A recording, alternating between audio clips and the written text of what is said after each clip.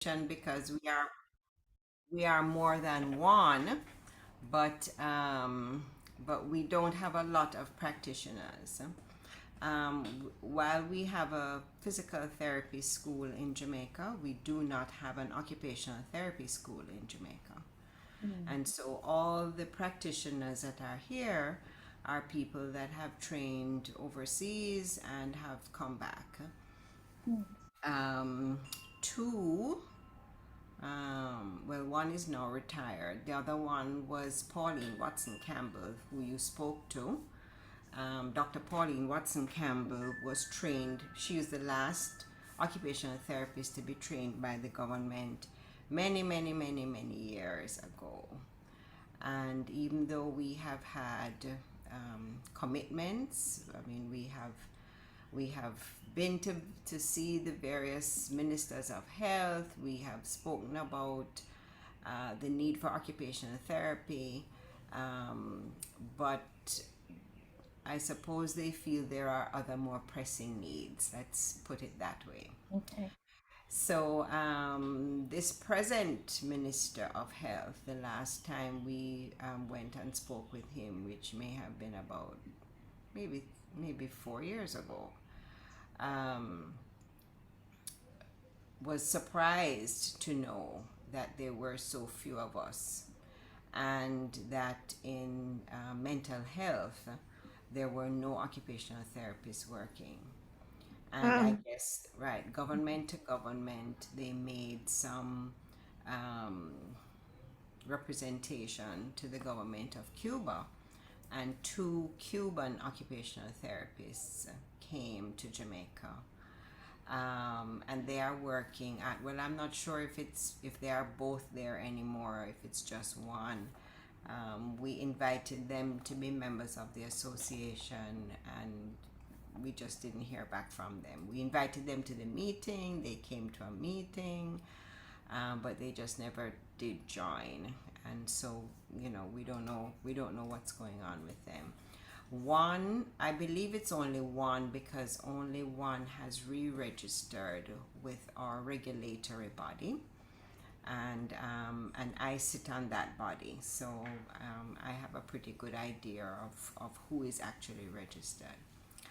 So, working in with adults, I work with adults. There's another lady in Trelawney, that's in one of the rural parishes, um, and there's another lady who also works in Kingston. And we really are the three only that work with adults, Oh, right? wow. Right. For pediatrics, you have Dr. Watson Campbell and you have Lisa Millingen. Both have their own practice sites, and they work independently. As a matter of fact, Lisa, even though she's an occupational therapist, she's really more working in ABA, Mhm. rather than OT per se. So there are not very many of us, and because there are so few of us, we don't have the reach that we would want to have, in terms of providing services to all the people that we know need it.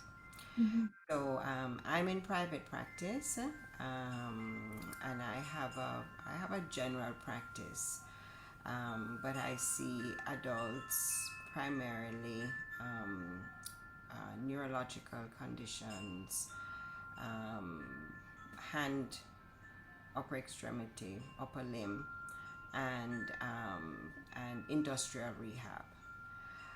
At any one time, sometimes I have all of one, sometimes I have one. It just depends.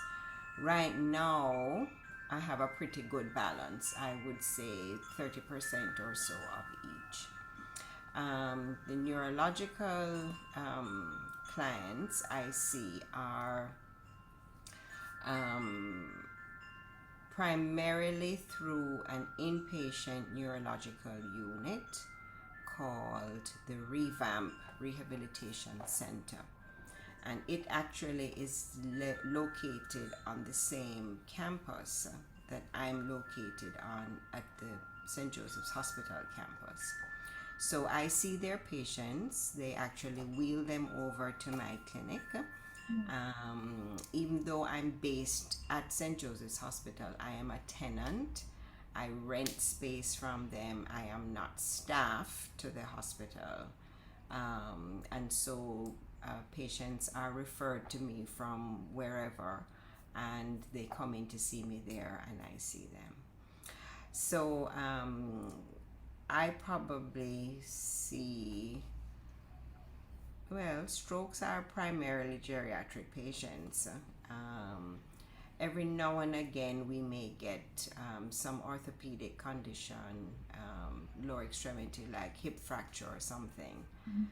But that's not the norm. But the unit at St. Joseph's, the private unit at St. Joseph's, is a neuro unit. So we see CVA, we see spinal cord injury, we see head injury, and of course, most of, well, the CVAs, yes, would be geriatrics, but the others can be anything. So that's a little overview on me and a little overview on what's happening in Jamaica. With the practice that you're doing right now, are you the only one running it, or do you have any like OTA with you? No, in Jamaica, um, the occupational therapy assistants are not registerable. Hmm. And the reason for that is when you have so few occupational therapists, Mm-hmm. you really want to build that cadre of therapists before you work on bringing in assistants, Right. because an assistant needs to have the evaluation done by the therapist and needs to be working along with the therapist. So if we have 50 assistants and 4 therapists, it's not going to work. Yeah, Yeah. makes sense. So, and as a matter of fact, even the Physical Therapy Association, they too only have registered physical therapists, not physical therapy assistants. So, so in my practice, I have an aide that I have trained to work with me. So, of course, he has no theoretical background. He is not an assistant, he is an aide. Mhm. But he's been with me for so long that he's very comfortable with many of the things that I do. So he does not independently have his own caseload or anything like that. But his presence there allows us to see more patients, because I can say, okay, we'll do that, and I'm doing this, okay, we'll do that. And then when it's time for the hands on, then I'm the person, of course, that would work with them in that area. So which is pretty similar, I guess, to what happens in the U.S. I was trained in the U.S. and I worked many years there. I worked as a travel therapist, so I worked in several states, Nice. and I still maintain my Florida licensure. Oh, Um, cool. Oh, yeah, okay. yeah. That's Not that I nice. have any intent of going back, Florida's a great place. but it's good to have it. It's good to Yes, have. yes. Yeah. What would you say is the biggest difference between, since you do have the experience of working over here and working over there, besides for the fact that obviously there's a much larger um, population of practitioners over here, what would you say is the biggest difference? Um, I would say recognition of the profession. In the U.S. And in other jurisdictions, where there are many more practitioners, the potential um, referral sources have much more interaction Sure. with these. Okay, so as medical students, as interns, as residents, they would be introduced to who the OT is and what the OT does, because there is a department of occupational therapy in every hospital. So they would have a pretty good idea. They may not know exactly, and they may not, unless they actually work with them, they may not be very familiar about the differences between OT and PT, but at least they have had some experience. Our medical students have had no experience with occupational therapists, because there are no occupational therapists for them to interact with. There are none in the all the public hospitals. There are no occupational therapists in the public hospitals. So it is almost they happen to know about me or the others based on somebody else's report, and or they start asking questions and they hear, oh, there's this person called an occupational therapist and she does X, and so okay, so that might be their introduction. Or some of them go overseas to do fellowships, and in those jurisdictions they would have the experience of an occupational therapist, so they would then know, and they would then wonder, why is it that we don't have Right. occupational therapists here. Sometimes I will hear of somebody who has come back, and I will reach out to them and I will say, I'm here and this is what I do. um, but some respond favorably and will send patients, and and then some don't respond at all, and some say, okay, thank you for the information, and then you never hear from them at all. But the ones, the referral sources who are familiar with, I can speak about myself, but I think this really has to do with all of us. Once they know what we do, and they see the benefit to their patients, then they want more of it. Yes. I Yeah. advocate. Yeah. But the problem is, when you have,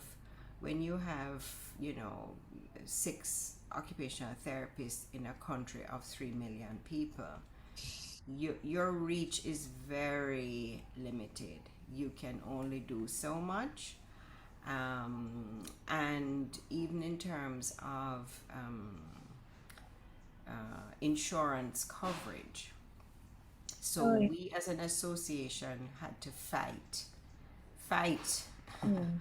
with the insurance companies to educate them on what it is that we do, and advocate for patients to have occupational therapy coverage in their policies.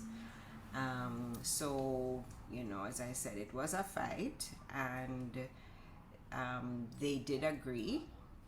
Part of it, we believe, is because they would have association with, say, Blue Cross Blue Shield of wherever it is.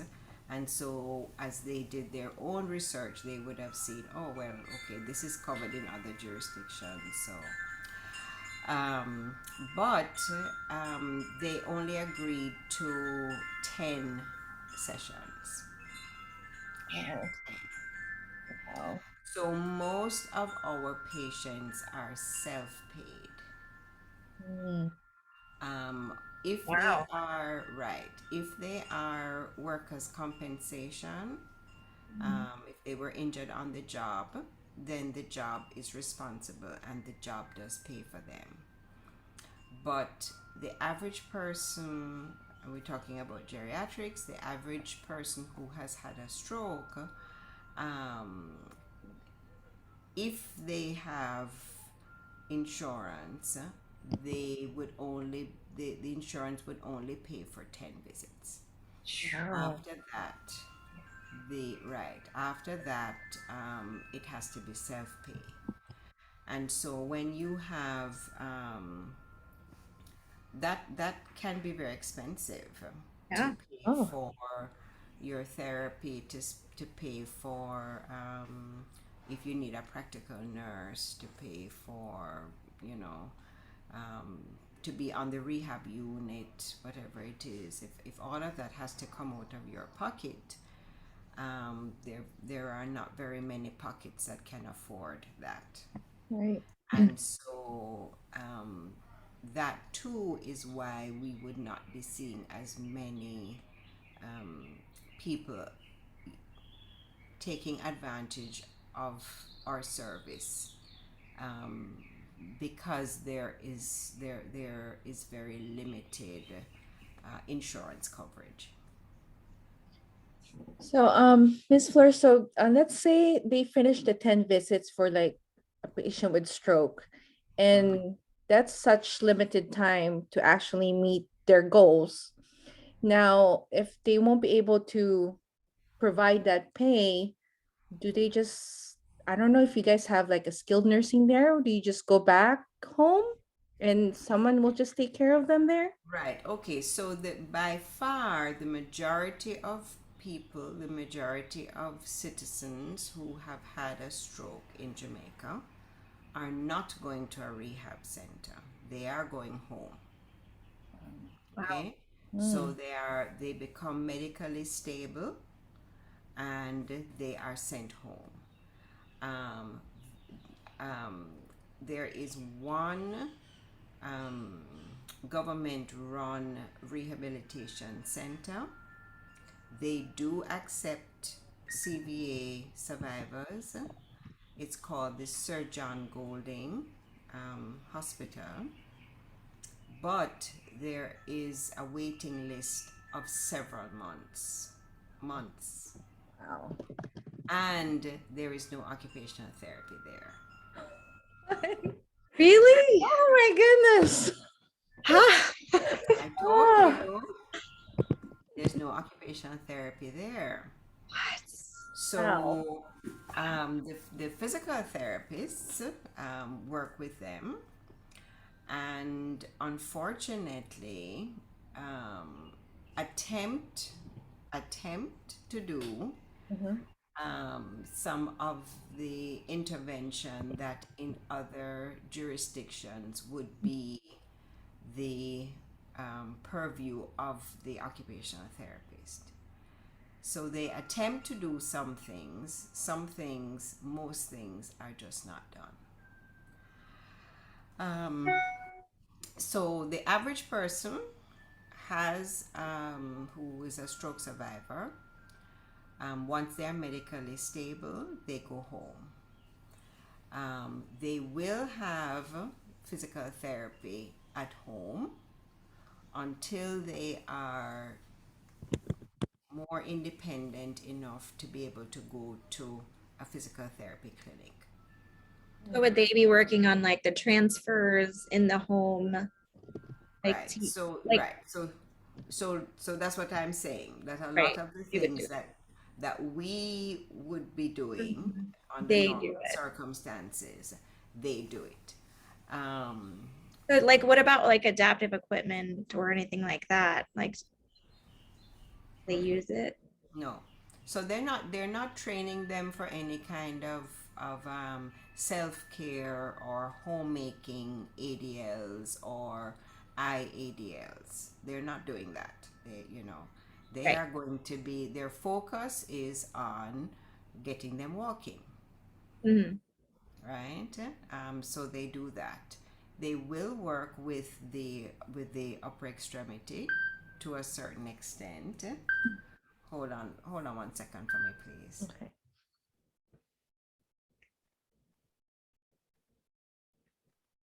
That's crazy.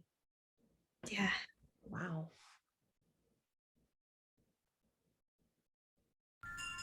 Sorry. Um, right. So they will have um, the typical physical therapy modalities. Mhm. The majority of them would be seen at home until they can um, until they are able to go to a center, and it's going to be a physical therapy center. So, in terms of rehabilitation center, meaning a multidisciplined facility, there are two in Jamaica, but the government owned and operated one only has physical therapists.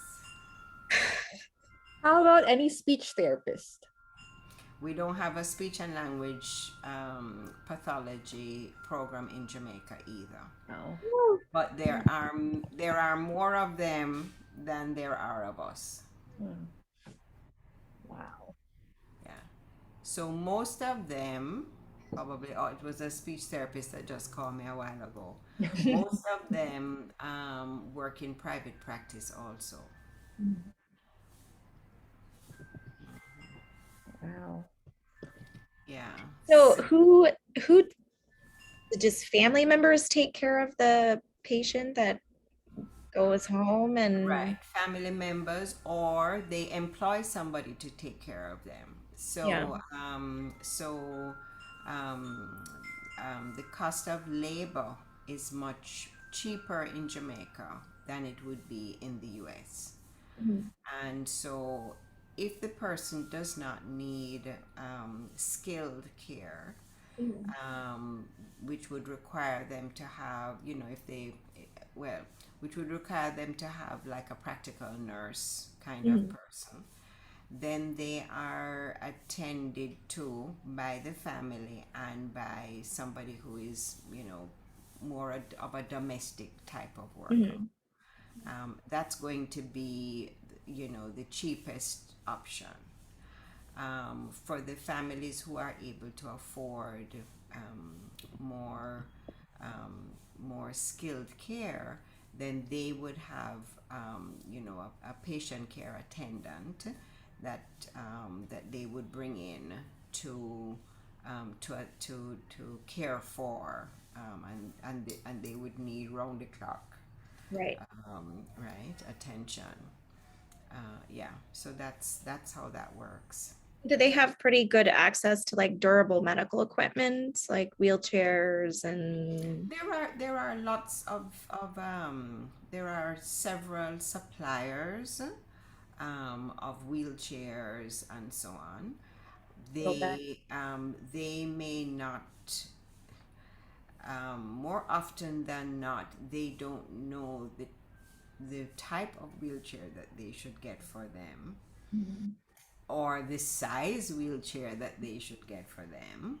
So they think a wheelchair is a wheelchair and they buy a wheelchair. Or they get a wheelchair. Oh, somebody has a wheelchair, the brakes don't work, the this, the that, it's Oh too no. big, the arms don't remove. So, in terms of transfers and that sort of Mhm. thing, you know. So I mean, once they come to the unit that I work on, of course, I assess them, write the wheelchair prescription, what it is that they need, and then I'm training them with their own chair when they come to me. Um, so we would do, of course, the typical things, functional transfers, which would include bathroom transfers and so on. And I would make recommendations to them about, about shower chairs, grab bars, that sort of thing. Some of them do, and some of them don't. Right. And part of that too is if they are very mobility challenged, they aren't coming, their baths are going to be in bed, there. You know what I mean? So Yeah. Makes sometimes they don't see it as being that important. And also, depending on the type of home, they may not they may not have um, a bathroom that the wheelchair can access. It may be a home that the doorway into the bathroom is very narrow, Mhm. um, and that it just can't go in. So some of them have to wait until they are walking to be able to get into their bathroom. You know, um, so it's not a good situation. Mhm. We do what we can, but we are very few, and so we can't do the impossible. Do you guys have any like senior activity center to like enhance productive of aging? Right. So we don't have we have there's a council for the aged, and I think some churches would have maybe in their church halls they would have activities that would be for the aged. I'm in my own church. We have a seniors ministry, and they come in. I think it's twice a week, and they go to the church hall twice a week, and they do whatever it is that the activities are. Unfortunately, those centers are run by volunteers, and volunteers who don't necessarily have the theoretical background about the appropriate types of activities, and of course, what will happen too is that it'll be one activity for everybody, even though it may not be the best activity for everybody in the group. Mhm. You know, yeah. Oh, Very that's different. yes. Different, very different. Yeah. Kirsten, I think we have to do our whole project over again. Yeah, very different. You see, the thing is that what you have to remember is that smaller countries like Jamaica, and not only smaller in terms of size, but not as developed um, countries are not going to have the resources that countries like the United States and Canada and the United Kingdom and etc. have. It just does not exist, and so we cannot compare the two because the United States has been independent for over 200 years and has a vast um, space and is extremely wealthy and has citizens who are there are tons of universities, and you have a government who has the money to put into things like Medicare and those sorts of things, which we don't have in Jamaica. We do not have a government sponsored insurance system. So that's when I said to you that only 10 visits are covered. That's private insurance. That's not public insurance. So that's not like a Medicare. That's private insurance, and so it has to be paid for. It has to be paid for. And for older people, many times, um, you know, especially if they are retired, so they're not working anymore. They're on a fixed income, and I mean, if you took the average senior citizen in the U.S. and said, okay, there's no more Medicare, if they had a stroke, what would happen to them? They wouldn't go to a rehab center. They couldn't afford to go to a rehab center. So when you look at comparing, you have to make sure that you're comparing apples and apples. Right. So a comparison would be the United States and Canada, even though Canada has social medicine, you know, but not comparing what happens in the United States with what happens in the developing world, because it will never be the same. Right. Wow. I'm so glad we met Oh, you. I know. We learned a lot of stuff. Wow. Yeah. You know, I don't know if there's anything else. Oh. This is going to turn your project on its head. I'm like, oh no. But Wait, can I? but you're not responsible for the results. You know, you have to present them as you found them, Right. and you have to and that will be educational in of itself, to understand how fortunate you are, to understand that the rest of the world isn't like what happens in the US, and that, you know, there are many different issues that affect, you know, developing countries that just don't affect you. Right, right. Wow. Whew, I don't even know what to say after that. Ah, True. mm, So I true. think, yeah, I think we covered most of it. Do you have any other questions, Brandy? I did think of one and then I forgot it. Let me think. Hold on. Okay. No, I mean, I'm sure I could probably ask a million questions.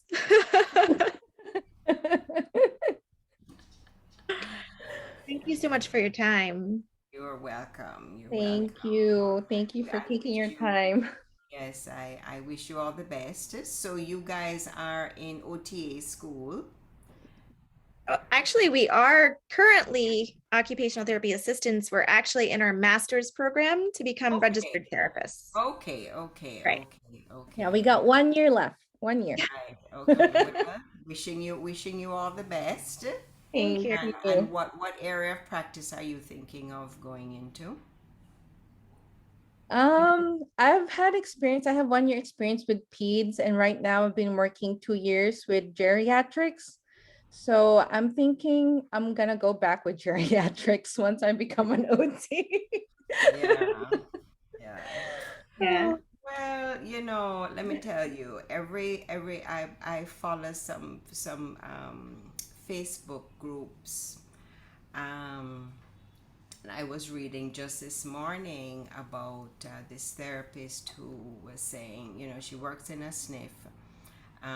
They demand 90% productivity. Yes. Yeah. Um, and you know, you have all your documentation, you have. Somebody mentioned, well, you know, use the last 5 or 10 minutes, you know, to do your documentation. And somebody else said, no, that's fraud, you can't do that, you know what I mean?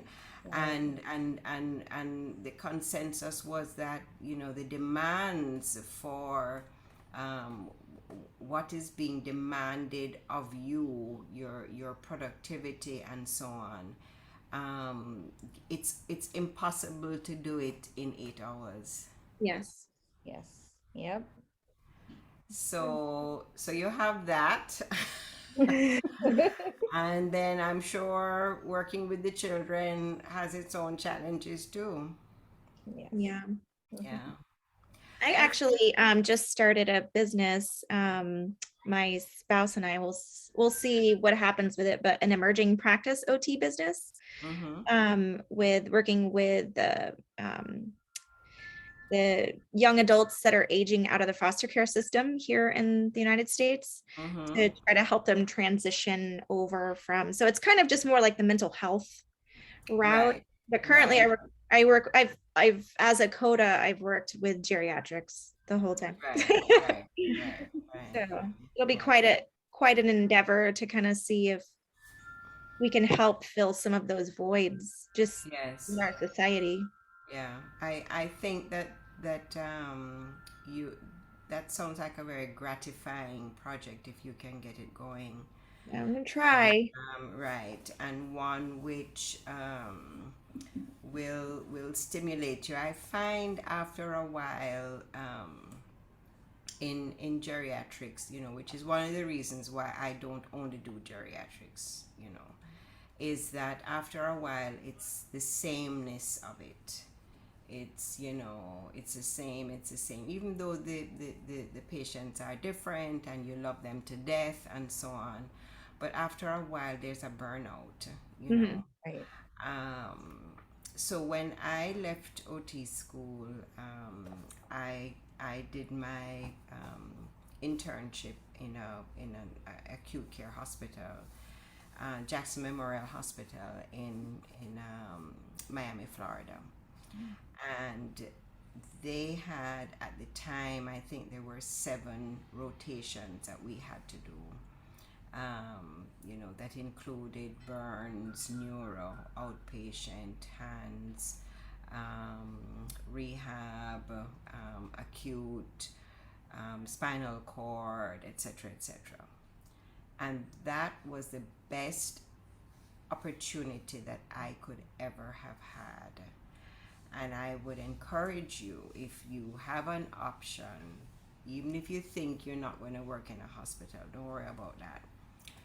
If you can find a facility where you can see lots of different things, so that you don't have blinkers in Mhm. terms of what it is that you're going to end up doing. um, that experience for me was so worthwhile. It gave me, an understanding of everything, and made me a better practitioner for sure. And um, made me want to not just do one thing. Mhm. And so, in my own practice, I love it. There's not a day that I am not happy to go to work, Oh. because I have different people with different things. I'm constantly thinking, okay, what about this? You know what I mean? It's I don't have the sameness. And during COVID, I did a postgraduate fellowship, online, in upper extremity rehabilitation, and wow, that has now just taken me to another level, Um, so if you can, the bottom line I'm saying is, keep all your doors open, Mhm. so you don't tie yourself down to saying, okay, you're going to work in sniff, because there may be some other areas that you may find interesting. I have a girlfriend who lives in New York as an OT, and she's an OT, and she works in the school system. And then on the weekends, like on a Saturday, whatever it is, she works in a sniff. Mhm. And she has some private outpatients that she sees, 1 or 2 evenings a week. She's never bored. As she Right. says, I use all my skills. She That's uses her awesome. her PD skills, her Wow. mental health skills, her everything. Um, you know, so my advice to you is, Don't lock yourself in. Try and even if it's initially, you may decide after a while, okay, this is what I'd like to do. I'd like to settle in this. But I think that if you focus on just one area, certainly it doesn't look as good on your resume if you are looking to transition to something else. If you have the experience of working in an acute care hospital, for example, where you're seeing everything, it's a lot easier to go from an acute care hospital to 1 second, please.